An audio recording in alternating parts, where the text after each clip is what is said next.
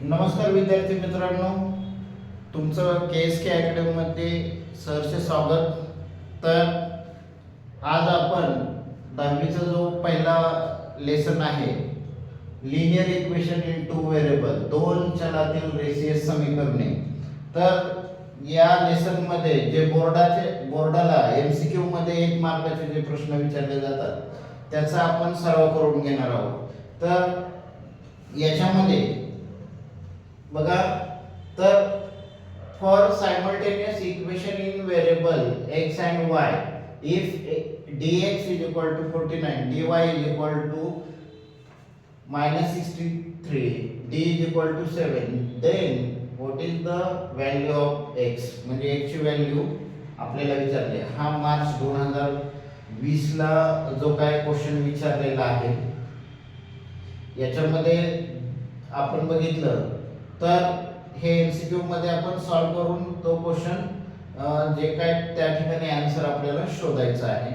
तर फॉर्म्युला जो आहे x = dx / d = आता dx किती दिले आहे 49, d किती दिले आहे 7, 7 * 7, 7 * 7 = 49। तर आन्सर किती आले, x ची व्हॅल्यू 7 आली। असाच हाच क्वेश्चन तुम्हाला y ची व्हॅल्यू काढण्यासाठी तुम्हाला 2022 ला मार्च 2022 ला हाच क्वेश्चन विचारलेला आहे। तर त्याच्यामध्ये फक्त तुम्हाला काय y ची व्हॅल्यू काढायला विचारली, फाइंड y। मग आता y ची व्हॅल्यू काढताना dy / d dy किती दिले -63 आणि d ची व्हॅल्यू 7 दिली। मग 7 * 7, 7 9 जा 63 आणि जे काय मायनसचं साइन आहे ते आन्सरला येणार -9। तर या ठिकाणी ऑप्शन दिले 9, 7, -7 आणि -9।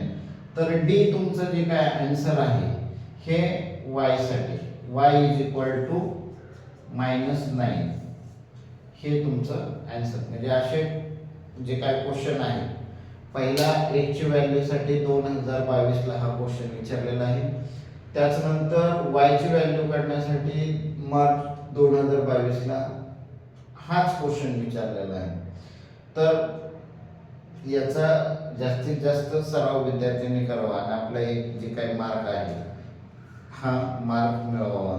तुम्हाला हे कसं वाटलं हा व्हिडिओ, तर आपले जे काही KSK अकॅडमी मध्ये त्या चॅनलवरती जाऊन त्याला जे काही हा व्हिडिओ तुम्हाला कसा वाटला तर लाईक आणि सबस्क्राईब करण्यासाठी विसरू नका।